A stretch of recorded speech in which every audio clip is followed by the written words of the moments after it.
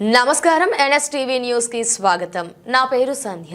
ఇక వార్తల్లోని ముఖ్యాంశాలను ఇప్పుడు చూద్దాం. స్థానిక బైన్సాపట్టణం మున్సిపాలిటీ కార్యాలయం బయట గత 2 రోజులుగా బీజేపీ స్వతంత్ర కౌన్సిలర్ అభ్యర్థులు చేపట్టిన నిరాహార దీక్షలో భాగంగా మోహన్ రావు పటేల్ ప్రజా ట్రస్ట్ చైర్మన్ నిరాహార దీక్షలో పాల్గొని ప్రభుత్వ అధికారులను ప్రశ్నిస్తూ తీవ్ర స్థాయిలో మండిపడడం జరిగింది. అదేవిధంగా ఆయన మాట్లాడుతూ బైన్సాలో గూండా రాజకీయం చేస్తూ చెలాయించే ఎంఐఎం పార్టీ శ్రేణులకు భయపడి వారికి వత్తాసు పలుకుతున్నటువంటి ప్రభుత్వ అధికారుల ఏకపక్ష వైఖరిని తప్పుపడుతూ సోమవారం మధ్యాహ్నం కోఆప్షన్ ఎన్నికలు నిర్వహిస్తానని చెప్పిన అధికారుల బృందం అర్ధరాత్రి సమయంలో వాట్సాప్ మాధ్యమాల ద్వారా రద్దు సమాచారం వెనుక దాగి ఉన్న నిజమేంటో చెప్పాలని దుయ్యబట్టారు.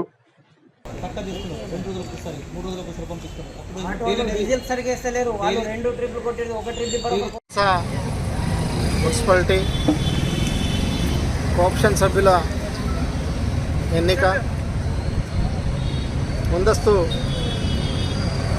నోటీస్ సర్వ్ చేయడం, ఎన్నిక తేదీ ఖరారు చేయడం, 12వ తేదీ రోజు ఎన్నికలు ఏదైతే మున్సిపాలిటీలో ఆప్షన్ సభ్యుల ఎన్నిక ఉంటుందో స్పష్టమైన ఆదేశాలు జారీ కావడం, మరి దానికంటే ఒక్కరోజు ముందు 11వ తేదీ 11 గంటల సమయంలో రాత్రి వాట్సాప్ ద్వారా రేపటి ఎన్నిక పోస్ట్పోన్ చేయబడ్డదని వాట్సాప్లో మెసేజ్ ఇవ్వడం, ఒక ప్రభుత్వ అధికారి, బాధ్యత ఉన్న అధికారి తన బాధ్యతలను మర్చిపోయి మరి ఎంఐఎం నాయకులకు తొత్తుగా వ్యవహరిస్తూ వారి బాధ్యతను మర్చిపోయి వ్యవహరిస్తున్నారు. తప్పకుండా ఇటువంటి అధికారిని